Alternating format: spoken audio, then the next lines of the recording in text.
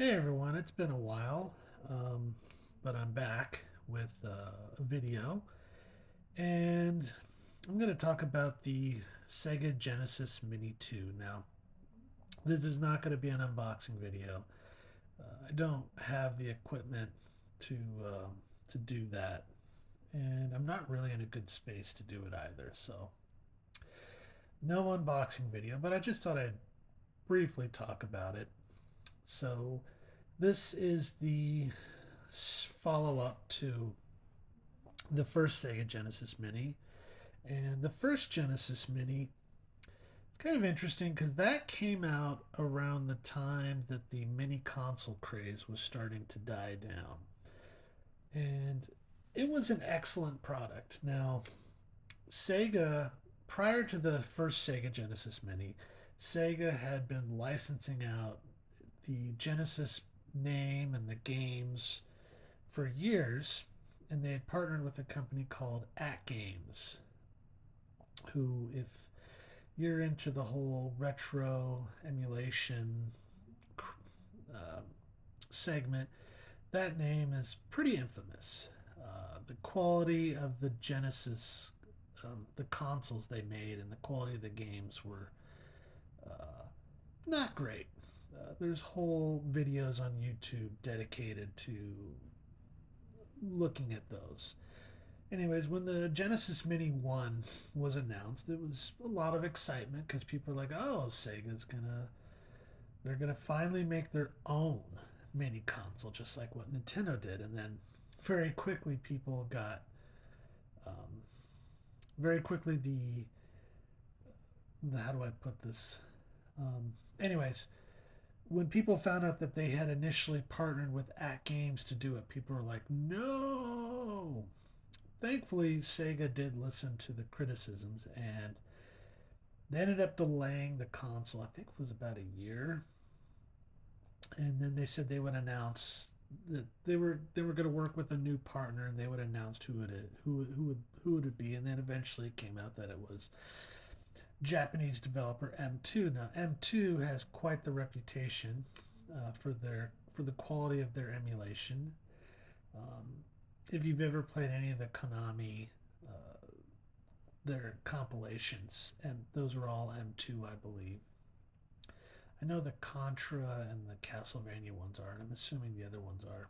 Anyways, they have a reputation for being one of the best, and so they ended up handling the Sega Genesis Mini 1, and they are back with Sega for the Mini 2. Now, what's interesting about the Mini 2 is you can tell that the way the product's being sold pretty much tells you everything about how Sega views this. So if you want to buy it officially, it's available through Amazon, and in fact, it's sold directly. So it's sold through Amazon Japan, and you buy it through Amazon.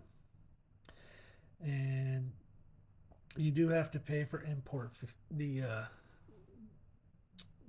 import. How do I put this? You do have to pay for international shipping, as it is coming from Japan, and I think it was $22 for me, $26 for priority shipping. I just ended up paying the priority shipping because it's only $4 more.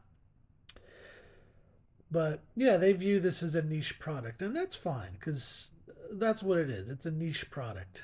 They understand that the craze is over, but everything I've heard is that this is an excellent follow up, and in some ways even better than the original. Uh, the one criticism I've heard is that I think it's Luna or Lunar. Apologize if I get the game wrong, but that game for the Sega CD was not included in the North American version.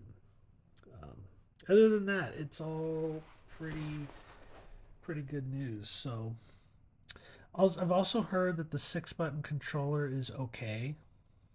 Uh, I'm wondering if it's similar to the 6 button controller for the Genesis Mini that I purchased. Um, when I bought the Mini 1, I bought the 6 button controller that was sold separately.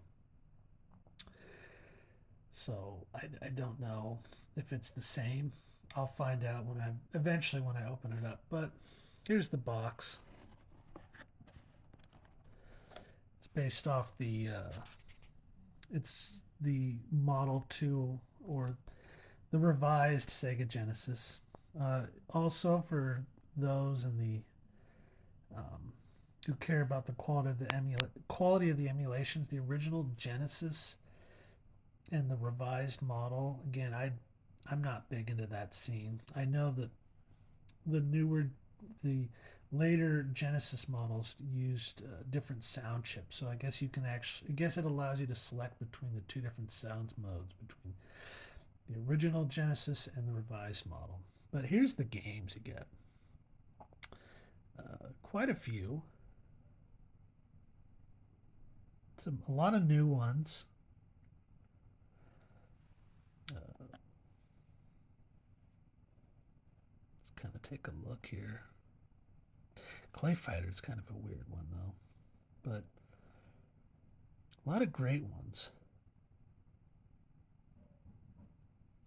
And of course, you get Sega CD games, which is really cool, including the infamous Night Trap, Sonic CD. And then you get some interesting ones here. These were games that were essentially unfinished. Space Harrier 2 is interesting because the Sega Genesis did not have the ability to do sprite scaling like the Super Nintendo did. So it meant that there were some performance issues in that game. And M2 has actually fixed that. So you get proper sprite scaling in Space Harrier 2, which is, again, pretty cool. Nice little touches like that. But yeah, so it retails. Gosh, apologize, I don't have the figures in front of me. I ended up spending $136, so that includes taxes and shipping and handling. Which again, for me, international priority shipping was $26. The regular was $22, and again, I was like, $4 difference. I'll pay for priority. So yeah, the box, it feels really well packed in there. So, anyways, I will probably do a Mini 2 review at some point. I don't have direct capture, so it'll make it kind of awkward. But it'll go along with my other mini consoles here, which I haven't touched in a long time. I really should. Fortunately, I don't have the space really to add it, so I'm probably going to put it on the top shelf next to the Series X, somewhere here in the middle. Oh yeah, the Nintendo Game & Watch. Yeah, things are a little dusty, I know. Gotta clean it off. Alright, well, that's all I have for this one. Till next time.